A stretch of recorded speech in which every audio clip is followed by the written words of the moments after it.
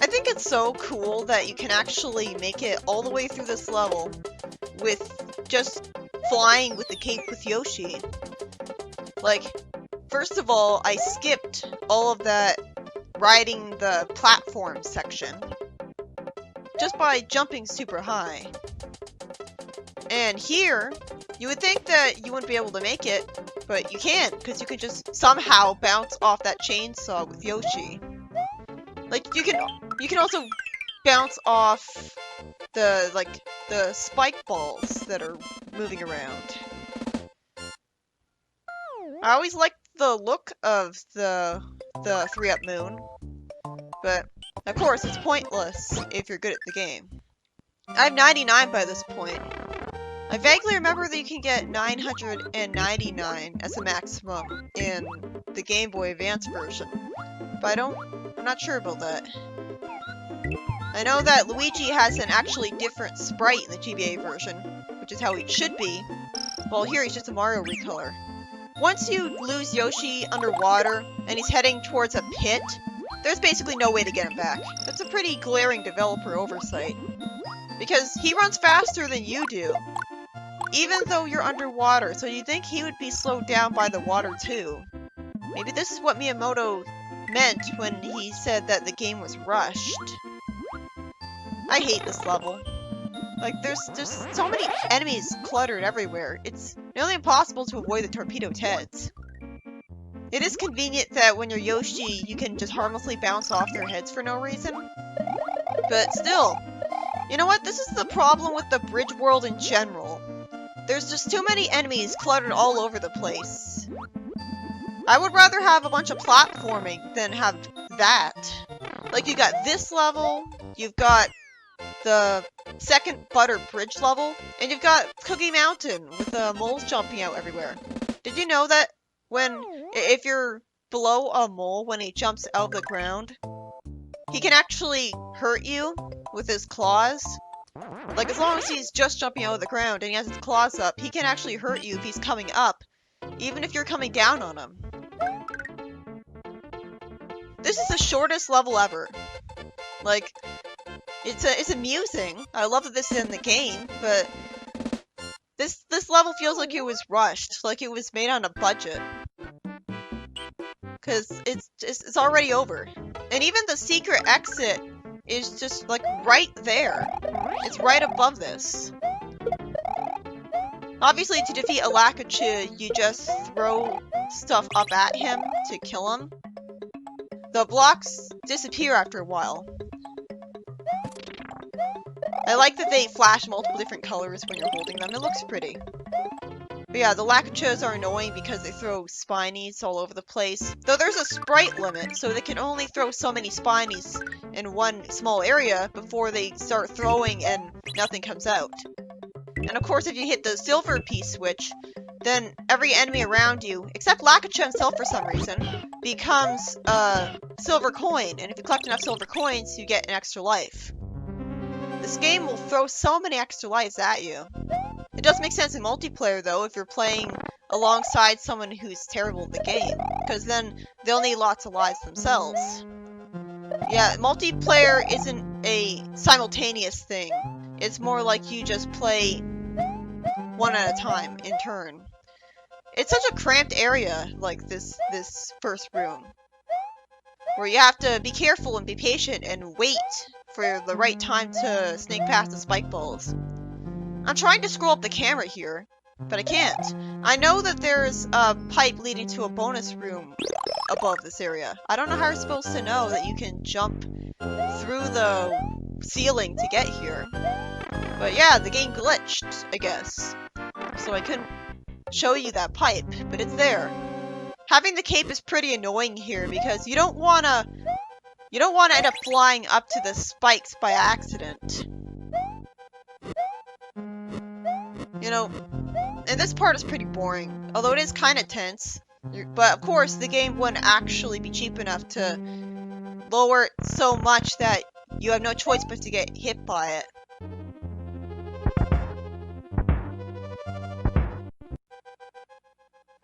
Like, I could understand if it was one mandatory hit, but not multiple. And of course, they could crush you. I really love the gimmick that you can hit a switch to make sure that the ceiling goes up. But yeah, this is obviously a glitch. If you're crouching and then you jump up to a fence and hold up to grab the fence, you'll always be crouching the next time you jump off it. There's a whole area to the right there with tiny squares of fences with Koopas climbing on them. And of course, if you press Y when you're on the fence, you can destroy the Koopas in the background. I love that. I love it's creative. I really hate that Ludwig doesn't have blue hair here. Well, he's called Ludwig, but whatever. Like, seriously, all the Koopalings are completely off-model from how they are in the manual, which is obviously the intended canon, because otherwise, why would they even bother having a story if it's totally worthless? Like, they show you how the Koopalings are supposed to look, and that's not it. But enough about looks. You just jump on him 3 times and you kill him. And of course, he wastes a bunch of your time by, like, moving back and forth with the shell. It sure is convenient that jumping on the shell doesn't hurt you, and you just bounce off it. Where did that band-aid come from? That has to be a predetermined Magic Koopa spell. I don't know what the eyes are all about either. Either that's a particularly dark shade of... But look, the eyes even look different when it's damaged. That has to be some sort of magical spell that has eyes. Oh yeah, here's a glitch. If you collect a power-up and change to the other power-up off-screen, the game will soft lock. I show it here. I wasn't recording at the time that I collected the power-up. But yeah, the game soft locks. And even bringing down the power-up doesn't do anything other than make it freeze. But fortunately, if you beat the level already, you can start and select out of it.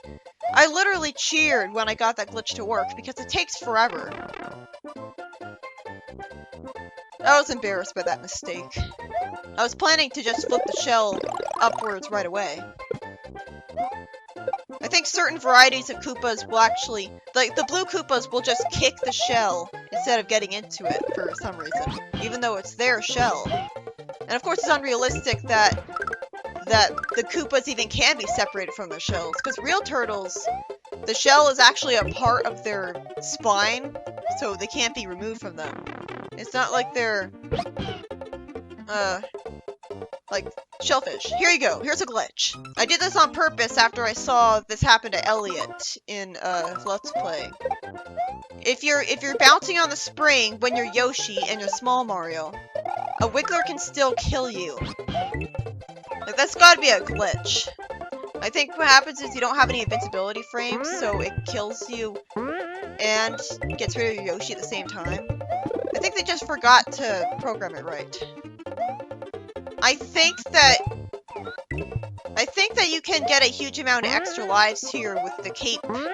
If you're floating around and you respawn the Wigglers as safe Wigglers, like by moving far enough to the left and right over and over again, you can eventually get so many extra lives that the extra life counter that shows up when you get an extra life will look glitchy, because you're getting more extra lives than you're supposed to.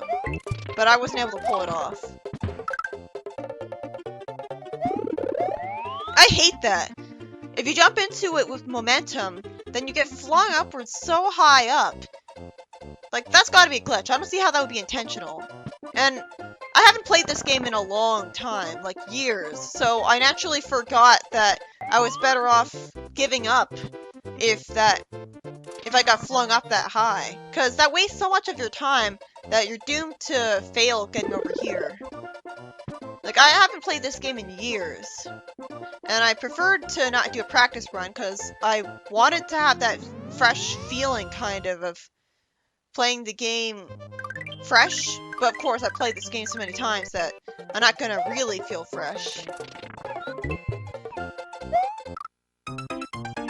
But yeah, it's good that they use a P balloon multiple times. It's great that it's not just a one-level gimmick, because that would be really stupid. Especially for a power-up that was newly introduced in this game. And know, it's in retrospect, like why does Super Mario 64 and the DS restrict the P-Balloon power-up? You know, the P-Balloon fire power-up to Mario. Why is it restricted to Mario when Luigi in this game can use the P-Balloon perfectly fine? But yeah, obviously if you hit the Wigglers, they turn red and they become invincible unless you eat them with Yoshi. Kind of an oversight there, I guess. And I showed off in that level that you can kick and throw the not Goombas for some reason, which is creative. It's different. Usually when I'm playing this level, I make it a personal goal to eat every single fish, but it's really hard at this part because, like, these fish are going on without you, and they fly through the walls for some reason. I guess they're taking advantage of the 3D plane while you can't. So you have to chase after them to eat them. This is such a slow-paced level with these stupid spiked things that constantly make you wait for them, that it's one of the only levels where you'll actually almost run out of time. Like, you'll hear the faster time music. Okay, so if you grab it again at the right frame, and then you keep doing that over and over again, you can go through the whole level without ever actually losing the block. But of course, that's frame perfect, and it would take forever, to the point where it's not really worth showing off, even tool assisted. Like if you're doing it in a real-time Let's Play. But yeah, it's interesting that you can technically prevent that block from ever vanishing. I like that they put in the extra effort of having multiple different colors that it can flash, instead of just flashing between two colors.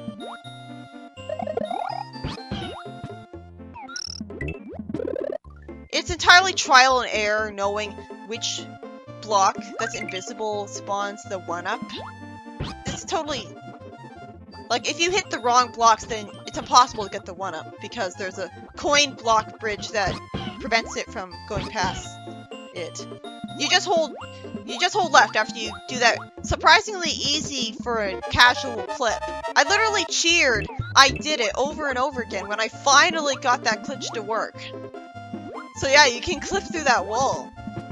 You just have to dismount Yoshi during at the corner and hold down immediately so that you sink towards him to mount him again.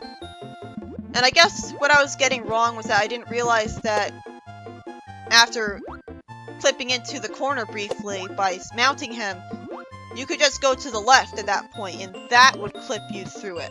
I was expecting to sink into the floor, not have to go to the left.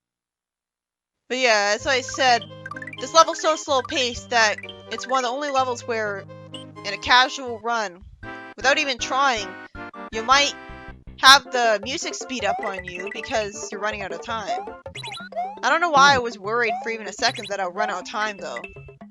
But maybe it was because you move so slowly underwater.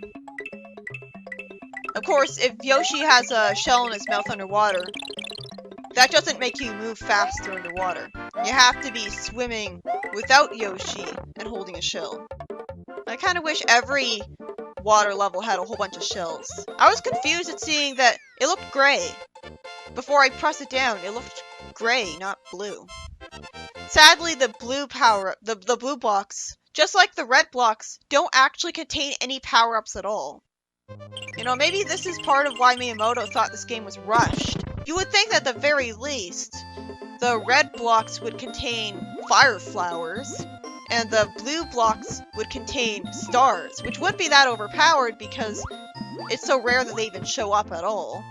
And getting 2 stars or 3 stars or whatever at once doesn't do anything, because if you get a star when you already have a star, it doesn't count. Though there is a phenomenon where if you are already invincible and you hit specific coin blocks that are programmed in a certain way, then it'll spawn a star. The easiest example is the area where you first find the blue Yoshi. At least the game tries to make the blue Yoshi not as overpowered, because you have to go to a specific level in order to get it. But that all falls apart in the GBA version, where as long as you have a cape, you'll always get a blue Yoshi once you unlock it. At least I think that's how it works. This is a pretty annoying part of the level, but it's also kind of interesting of a challenge. You have to make sure to eat as many of the Rip Van Winkle fish as you can prior to finding this jerk. And hitting him once doesn't make him stop calling for the fish. For a first timer, it'll be pretty hard to avoid getting hit by the fish. Well, I say that, but if you have a cape, then you can just dismount Yoshi and constantly mash the Y button, and you'll be able to beat all the fish you want. But knowing the level ahead of time will make it easier to anticipate that thing.